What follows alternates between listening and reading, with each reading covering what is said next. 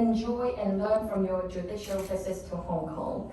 Could you tell us more? What makes it enjoyable for you to sit as a non-permanent judge in Hong Kong? I think there are 3 levels of, possibly 4 levels of pleasure. There's sitting in a court where I only sit periodically, and just the new experience of sitting there, and as I've done it more or less each year, the familiarity of doing so, and seeing friends who I sit with, and they change, because Geoffrey Marr, I sat on Geoffrey Marr's first case as Chief Justice, and now he's gone and Andrew Chung has taken over, so I get to know new people as well. Secondly, what's very pleasant is that I don't just come here to sit in the court, as I do, for instance, in the Singapore Court of Appeal, where International Court of Appeal, where I fly out to sit on the case with 2 colleagues and sometimes 4 colleagues, then fly back. Here, I'm here for 3 or 4 weeks, and after nearly sort of 13 years of doing this, apart from the COVID gap, I feel that for my wife and me, Hong Kong is a second home. And it's a very exciting place, and we made friends, and I take part in events like this, and it's I'm very fortunate to have the experience of sitting as a judge and living for a period in a place as exciting and interesting as Hong Kong, as well as living in London. And so it's a combination of judging, meeting people, and being in an exciting new place, which now is also familiar as well as new.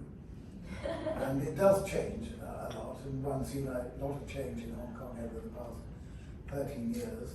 And it's a remarkable place, really, because in the short period since the past 50 years even, Hong Kong's had a number of setbacks, a number of people leaving because they thought things were coming to an end and the good times were over. And each time Hong Kong bounces back. And there was a difficult period with COVID and with the riots. And I think a number of people thought Hong Kong was in difficulties. And it's so heartening to come here and see that it's definitely very much on the way back, and has almost back where it was before.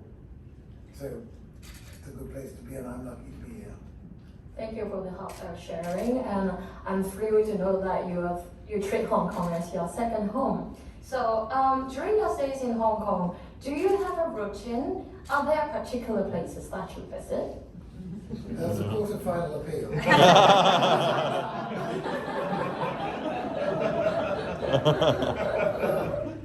And there are 1 or 2 favourite restaurants, there are people we visit. We always have a formal invitation to dinner with the Chief Justice and all the other judges, and the PJs are there with their wives.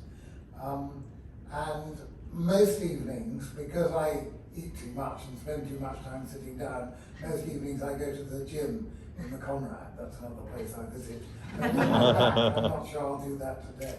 Well, I wish you speedy recovery, but I do think that this is some news to us when we know that you go to attend the gym regularly. So it somehow encourages to do more exercise also. No excuse. Regularly, as any careful lawyer knows, doesn't necessarily mean frequency. I'm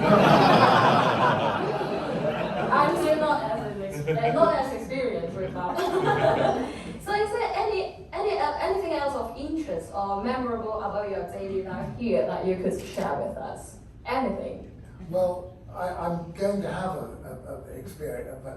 memorable experience, which is going to Kowloon West with the 2 new museums. My wife's been there, and a number of people have told me to go, and it does sound exciting. So that's, as it were, a proleptic answer, because I haven't been there yet. But other visits, well, the museum about the history of Hong Kong in Kowloon, and a number of walks that we've had. The most demanding walk we had was son of a friend of ours took us up the highest peak on Lantau, and we felt pretty exhausted when we got to the top. That's a common experience. But one of the big misunderstandings, one of the many misunderstandings of Hong Kong in the world outside is that it's seen as a sort of concrete jungle with no space for greenery. And not merely are there parks, lovely parks, actually within the concrete jungle, but there is so much even on the island, let alone the other islands like Lantau, and then you go to the new territories, and indeed parts of Kowloon, that there are enormous areas of attractive countryside. And I don't think most people don't realise that. But there is something very exciting about Hong Kong, even in the sort of, we walked back yesterday evening along Hennessy Road, and that's, you know, it's not the most exciting modern architecture, but it's just a very buzzy place. And the other thing is that no doubt there are not so safe areas, but the areas we are in, you feel entirely safe as well as stimulated. It's a great place. Yes, I echo a lot with you when you say that there actually much greenery in Hong Kong, and in fact after this chat perhaps I can share some more spots with you so that you can visit during your stay. And I believe, well, for our teams also, because I can see from LinkedIn that actually our teams don't just follow the harbourfront route, and some of them went to the new territories when they are taking their walks. So it's really great to see that people are exploring the different sides of beauty in Hong Kong. So, in 2019, you published a book, you are the co-author with Sir Peter Riddell. The name of the book is The Power of Judges. And I read the book and I see that it's basically a touch-up version of the dialogue between you and Sir Peter Riddell. And during the dialogue, not only the UK judicial system is introduced, but there is also comparison of with the US and German counterparts. And various issues are discussed, for example, election of judges, diversity of judges, etc. So to what extent do you think your observations there could be applicable in Hong Kong or comparable? That's an interesting question. I think there are quite a lot of similarities inevitably between Hong Kong and the United Kingdom, particularly England, because you have the common law system, you have the history of our law applied here, and at least till 2047, and who knows what will happen afterwards. You have what is fundamentally a very familiar system to me, because of where I come from. The appointment of judges is always a tricky topic, because judges are meant to be independent, but you can't just have judges appointing judges. And once you have the government involved, which you do have here, and they do have in the United Kingdom, it can become a bit sensitive. But on the whole, the great strength is that the executive can try and have some control over the judges who sit in terms of appointment, but on the whole, a sensible government won't get closely involved in that. And here I don't think generally the government does, and the UK doesn't.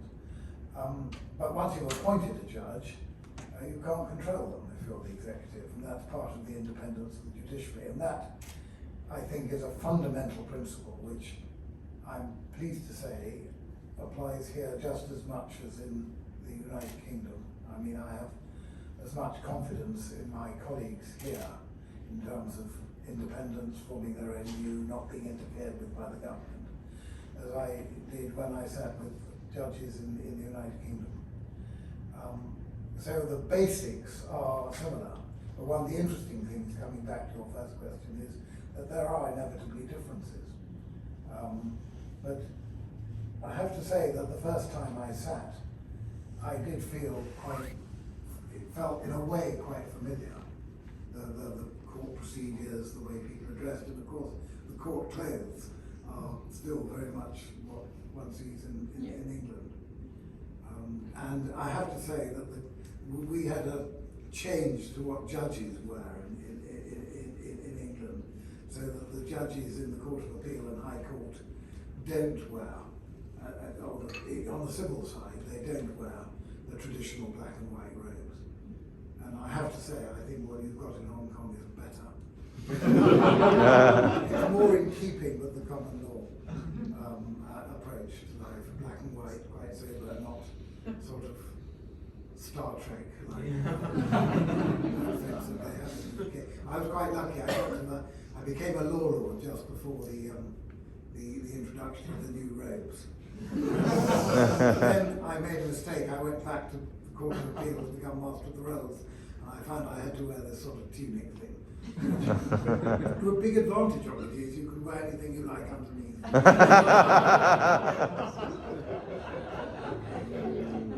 Yeah, I like the sharing. So do you have any plan of writing and publishing another book in the future? I don't. A number of my former colleagues have published books about their time as judges, and each time I look at what they've done, I think it's a mistake. I can understand why they've done it, and they've got some interesting things to say, interesting to me because I was there at the time or knew them. But I think on the whole, a lot of what judges have to say, which is really of interest, is confidential. I mean, one of my colleagues in the Supreme Court, Lord Hope, who was the deputy president when I was president, he, very much to my surprise, published his diaries, which contain a number of quite interesting pieces of information about how the judges reached conclusions. He even has a page about how he was on the panel that selected me to be president, about what they thought about the other candidates and me. And that's completely inappropriate. It's quite fun, particularly for me, because it's inappropriate. And if judges stick to what they should be talking about, it's quite boring. And I, on the whole, don't think so. But on the other hand, what Lord Bingham wrote, his famous book on the rule of law, that's great. But I don't reckon that I'm a particularly good book writer. I mean, the only book in my name is the one you referred to. And as I mentioned to the judicial assistants in the court who are good enough to be here today, I didn't really think that was going to be a book. I was asked to edit the... It was a long dialogue, right? It was a long dialogue, but I added a bit, but I didn't realise that it would be a book. And it's probably now the only thing I'll be remembered for. Well, I believe that our chat today will also be remembered. Thank you for the sharing and the insights. Well, I better be even more careful about what I say. in the coming questions, yes. So let's have a slight change in the topic, more related to arbitration.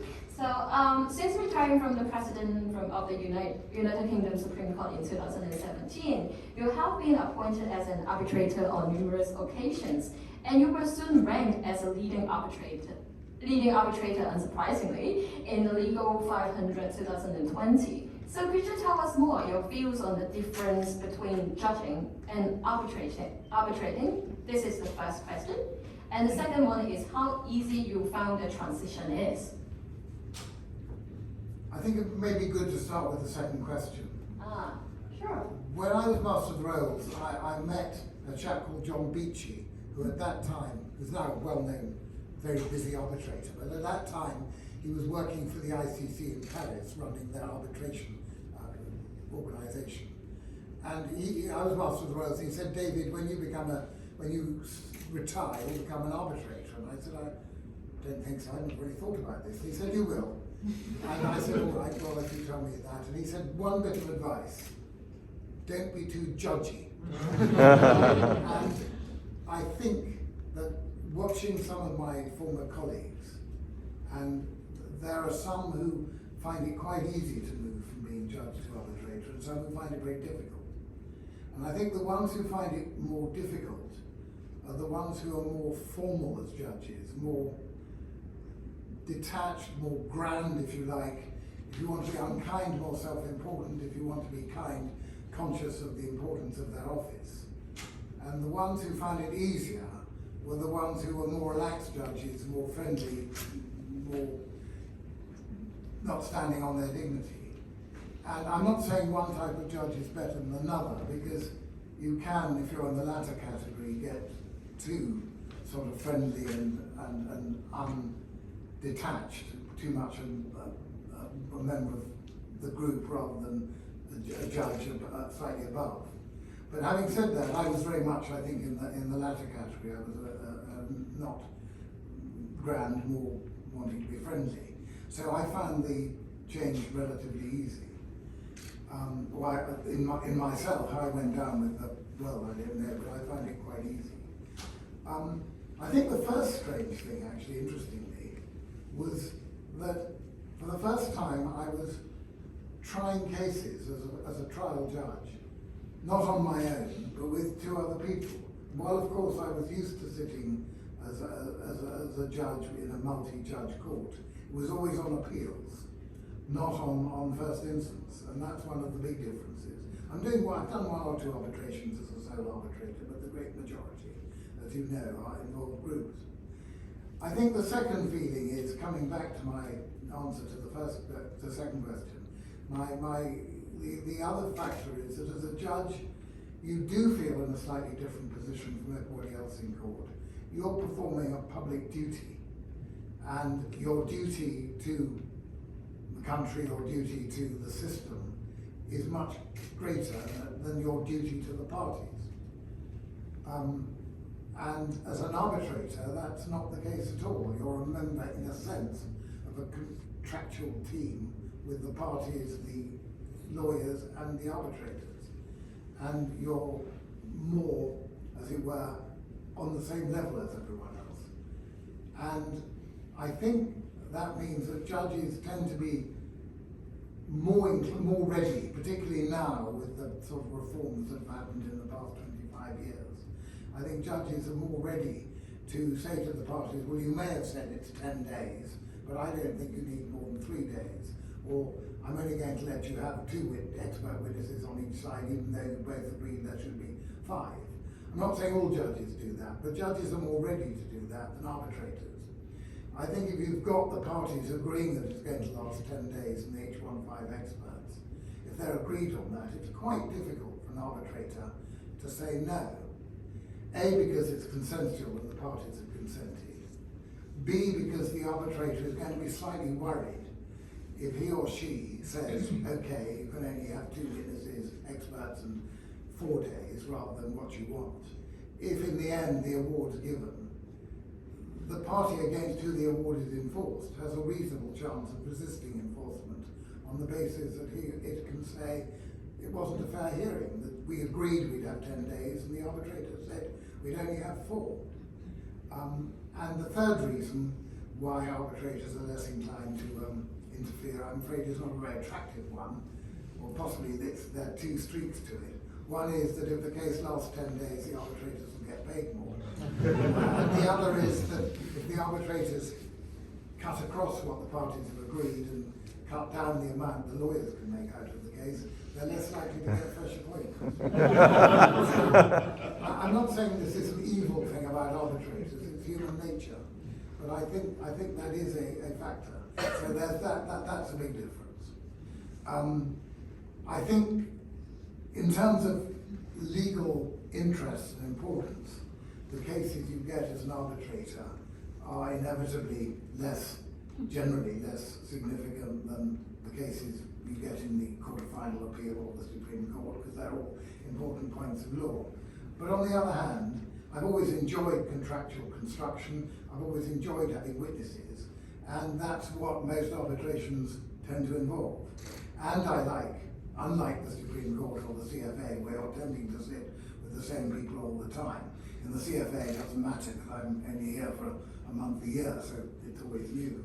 But in the Supreme Court, one was sitting with essentially the same people.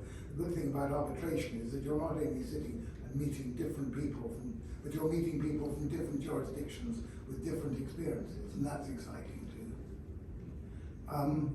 The thing that really strikes me as unexpected was that one of the great things about arbitration when I was a pupil starting off at the bar in England in the mid-1970s was said to be that arbitration was quicker, less formal, and cheaper than litigation. And that has changed a lot. And the thing that really hits me is the procedural obsessions. In fact, arbitration has become more procedurally bound than litigation, in my view, which is very unfortunate. And part of that is because of what I've mentioned already, arbitrators being concerned, quite rightly concerned, about, and the parties being concerned, that the award may not be enforceable or may be set aside for some procedural reason. Secondly, cutting off the right virtually completely of appeal on substantive points of law means that a party who loses will look through everything to try and find a procedural defect. And thirdly, I think it's the influence of the civil law as against the common law. What I'm struck by is common law, and this is no doubt a prejudiced common lawyer's view, but you look at an arbitration award prepared by a common lawyer, and it will not set out masses of detailed background facts as to where the parties were born, or what star sign they were born under, and all the other stuff that the ICC seems to require. But they will concentrate on what the issues were and will give their reasons in some detail. Whereas the civil law approach seems to involve, and I've been slightly unfair, but it does involve setting out every step when the Redfern schedules were served and when they were dealt with and everything else, and then you will set out every argument the party put forward. But there'll be hardly any reasoning. It will be sort of prefer the reason of X rather than Y. And I much prefer the common law system, which concentrates on the real issues that the parties want determined and explains in some detail, I have to say sometimes too much detail, why the arbitrators favour one view rather than the other. But on the other hand, I see the civil law system approach as just being justified, you could argue, because any court which is invited to enforce the award can see from the face of the award that all the proper procedures were gone through. But if you have a combination of the civil law system with all the information there and 100 paragraphs, and then you have the common law system which minutely examines why one party is right rather than the other, the arbitration award becomes sort of a 3-volume book. So there's no perfect answer. And I do think as a general proposition, and I plead guilty to this, in the common law we are guilty of judgments that are too long. I was discussing this with judicial assistants earlier today. I said in one speech that it's a depressingly frequent experience to find oneself halfway through a common law judgment and losing the will to live. It's doubly depressing when you discover it's one of your own judgments. But it's a problem, and one should try and be a bit. And the trouble is, it's sort of slightly the sort of human rights approach that you feel the parties should have every point dealt with. And it's an IT problem because every case is reported. And so the parties cite lots of cases and you feel you've got to refer to them. And I think we should be a bit more self-confident. Lord Hoffman, I've mentioned this too, but Lord Hoffman, who sits in the CFA, as you know, he produces judgments, he used to produce judgments in the UK which were admirably concise, and so did Lord Bingham. But most of us ramble on too long, including me, I'm afraid. Thank you for all of the insights, not just on arbitration, but also comparison between litigation and arbitration, and also some thoughts on the common law just now. Thank you. So, focusing on Hong Kong, how do you feel Hong Kong as an international arbitration center? Especially, what are the opportunities and risks that you think we should be more mindful of? I think that Hong Kong has been a remarkable success story, as I said earlier. I think that it's been through up and down phases, but I think that the fact that you live through challenging times and come out of them makes you stronger. I think the fact that, to be blunt, the fact that you've become, from 1997, you're always part of China, one country, two systems. But I think that in the West, the entry of China, the PLC, into this, into Hong Kong, following the riots and so on, has made people less confident about Hong Kong. I think there's an unfair vision of this. I mean, as you know, the two serving Supreme Court judges in the UK who were on the CFA, Lord Reid and Lord Hodge, had to leave. And that was all that's one of the problems. You're, in a sense, caught in an international political, I was going to say game, but it's more fight. I hope it doesn't come to more than a fight of peacetime type attacks rather than anything military. But I think there is this vision of Hong Kong as being under the PRC since 2020, which didn't happen before. And I think that Singapore has encouraged people to have that view because they're the great beneficiaries. I think, and I hope I'm not being over-optimistic, that things are starting to settle down on that, and that the view that people are coming to realise that you have a thoroughly independent judiciary and that you have a very powerful and effective legal profession, a very good arbitration institutions, particularly HKIAC, but there's the ICC here too. And I think and hope that that is going to filter through, and that you will, as in other areas, come through stronger rather than weaker. The big question to my mind, and I have no idea how much truth there is in it, is the extent to which the Americans are interested in undermining Hong Kong to get at China. Some people say that's happening, others don't. I have no idea if there's anything in it. But that's a sort of threat which it's very difficult to know what to do anything about, other than for people like me to say, you know, I've been here, I sit here, and it's everything's fine. And then you get decisions like Russell Coleman's decision, I think it was earlier this week, and the government's attitude to it, all of which redound very much in favour of the rule of law. But the trouble is that the newspapers in the United Kingdom tend to look for bad news about Hong Kong and ignore the good news.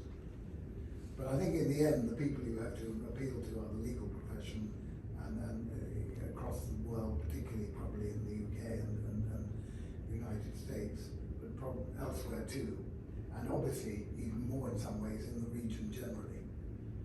But I think that's where I detect the threat. And it's difficult to assess how great it is, and it's difficult to know what to do about it.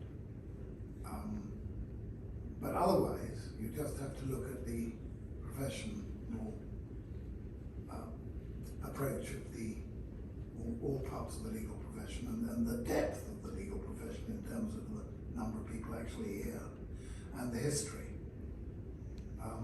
to be optimistic, but the political clouds are the ones that I worry about. Yes, thank you.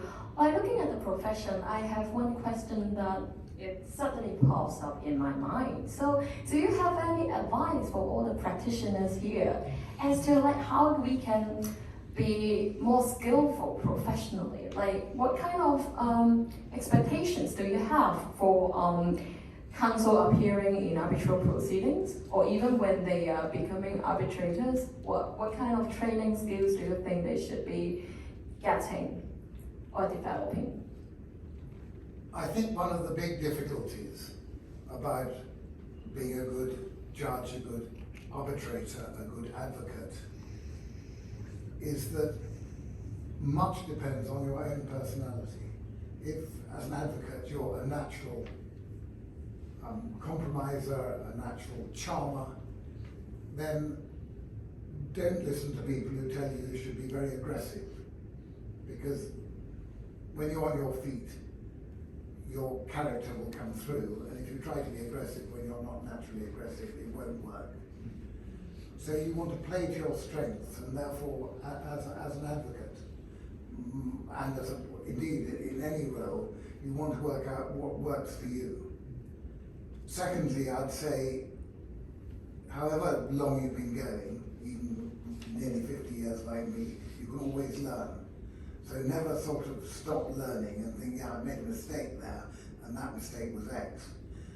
And also, you can learn from watching your opponent or your leader or whatever, and see what they get right and get wrong. But similarly, from an advocate, what works with one judge may not work with another, because judges are different.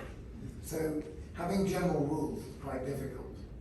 Now, having said that, there obviously are some general rules. You should always be honest. That's such an obvious one, it hardly needs to be said. You should obviously know what you're talking about when you get up on your feet or you give a decision. The difficult thing there is, for an arbitrator or judge, how much to read in advance. Sitting in the House of Lords and Supreme Court, I noticed, and in the Court of Appeal, I noticed that some of my colleagues read a great deal of the papers and read everything. Others just read the skeleton arguments and the judgment below and not much more. And it made it quite difficult for the advocates because some judges knew the case backwards and others had a dim impression of it. And I called the judges who did all their homework properly pre-Raphaelites, and the ones who didn't read much, the Impressionists. Both had their advantages. I shouldn't really be talking about this because I gave a lecture in Hong Kong when I was president, in Australia when I was president of the Supreme Court, and I said there were Impressionists and pre-Raphaelites, and I said, you know, I must admit I'm an Impressionist. And the following day, or 2 days later, I got a call from my office, from my chief executive, very worried. He said that there's a headline in the Daily Telegraph newspaper saying, President of the Supreme Court says he never reads the paper.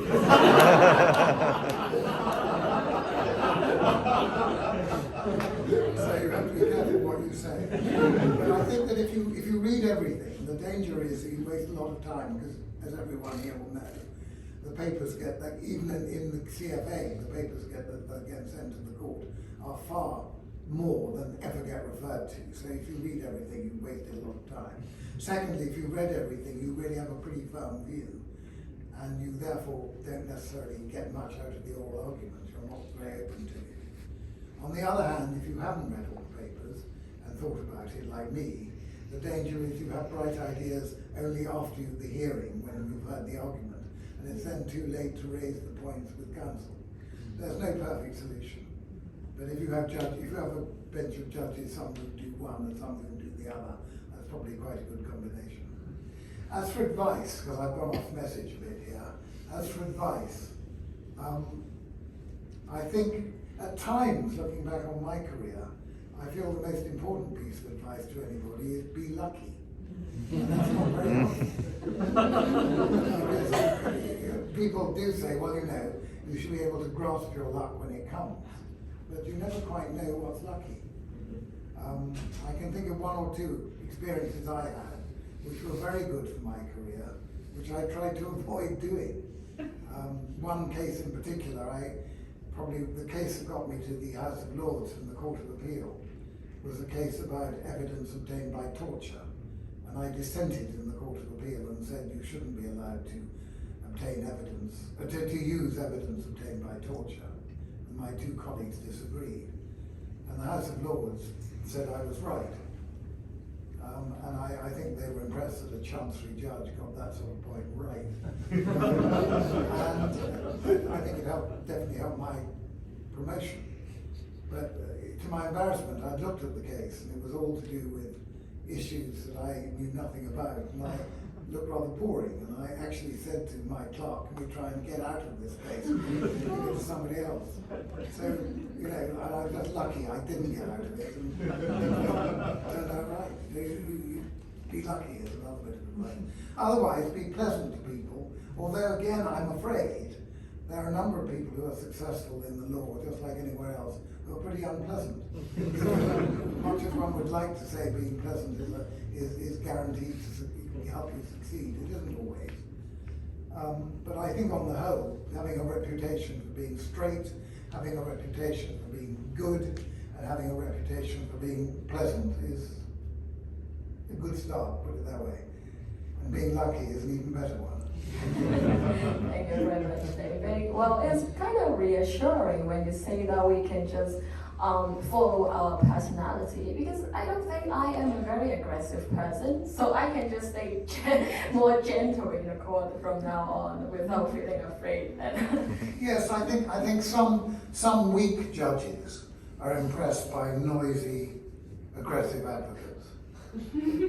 But on the whole, a judge should be judging somebody by, or a case by reference to the arguments, not by the way they're presented. Thank you. It's really genuine sharing from you. Now, this is a HKIAC and Hong Kong Legal Walk event, and so I'll ask you some questions about the legal walk in general. So we are really grateful for your support to the Hong Kong Legal Walk, and the inspiration of the Hong Kong Legal Walk is actually the London Legal Walk. I know that you have been a patron of the London Legal Support Trust, which is the charity behind the London Legal Walk for a very long time, and you have been regularly attending or even leading the judiciary team in the London Legal Walk. So what is the driving force behind all the support that you offer to the London Legal Walk? Well, listening to Jonathan's speech and to the quotes he gave, I think really in a sense it's all been said. I think that it's, in a selfish sense for lawyers, it actually is an enjoyable experience for lawyers. You get together with your friends, you meet other people, you have a good time, provided the weather's not too hot or wet, and it makes you feel good that you're doing something worthwhile. From the point of view of the legal world's reputation, you are contributing towards the good reputation of lawyers, because you are seen to be doing something outside your comfort zone, but something relevant to what you're standing for. You're raising money for charity, and you're doing it in a visible way which encourages other people to do it. And I think that's very important. And those are the two principal aspects. And you're putting something back into society. I mean, I don't know well enough about Hong Kong, but lawyers, I think in the UK people have very mixed feelings about lawyers. They're very happy to have one when they've got a problem, but I think they see lawyers making quite a lot of money that they don't like.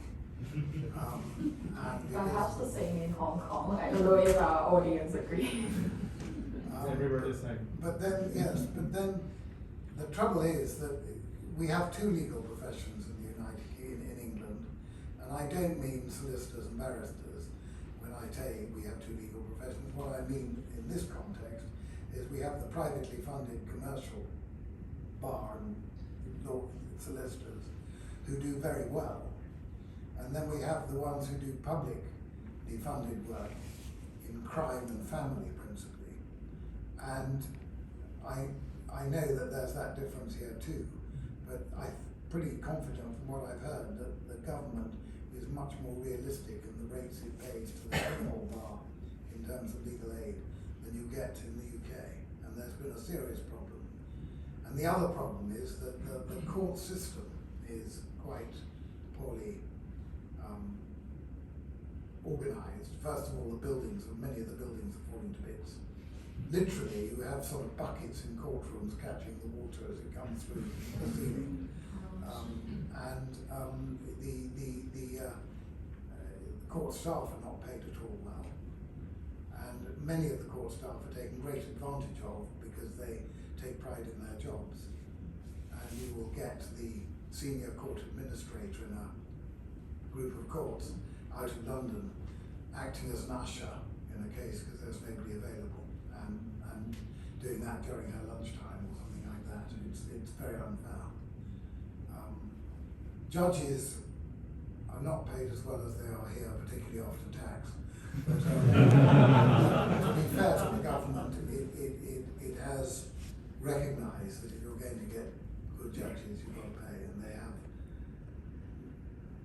There was a period when a number of people, there's always been a problem, of course, in any system, that there are people who don't want to remain as barristers, don't want to become judges, and often it is because of the money. But the gap became so extreme 6 or 7 years ago that there was a very serious problem. And to be fair to the government, they did recognise that.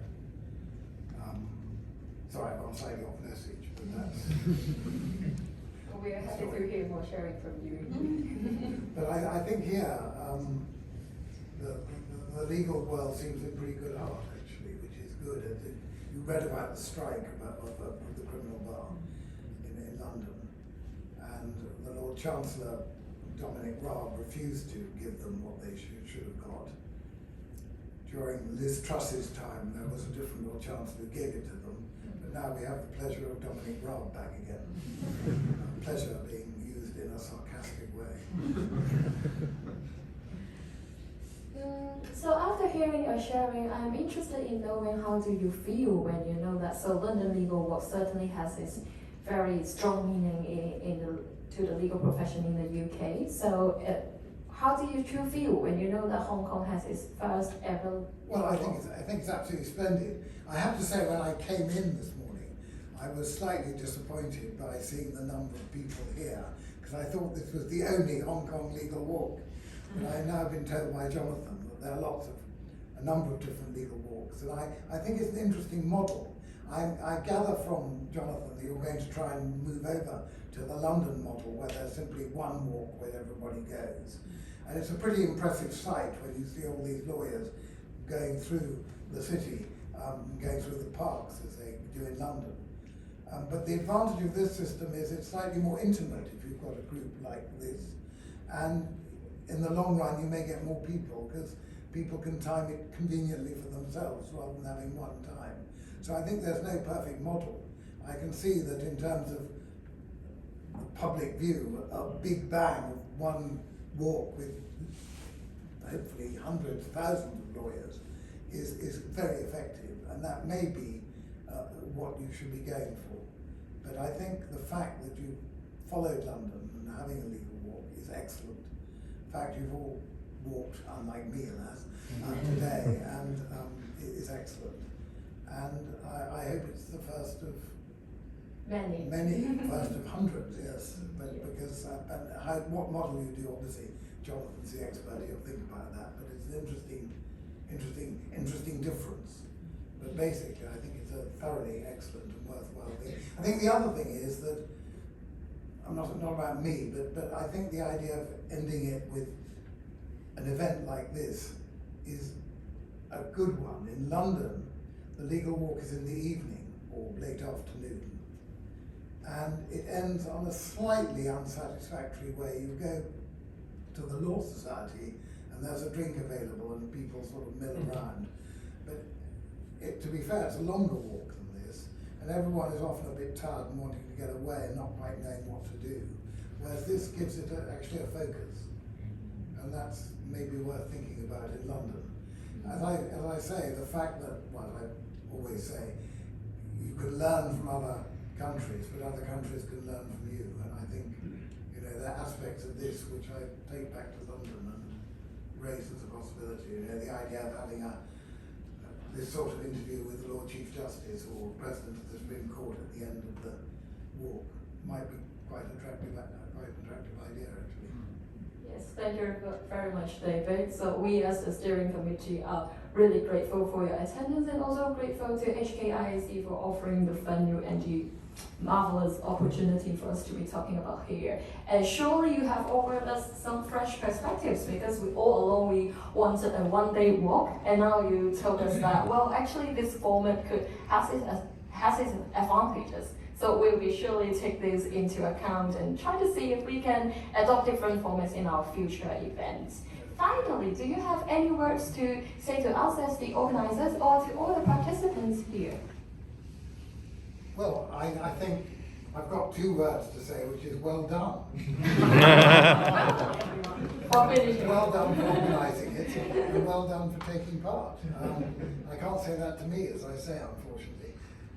But I do think it's thoroughly worthwhile, and I do think it creates it's a bit like the approach of the CFA inviting me to come out and others to come out, not just to sit on a case, but to meet the judges and talk to the judges. It's the same thing. You're not just stuck in your office working with your colleagues.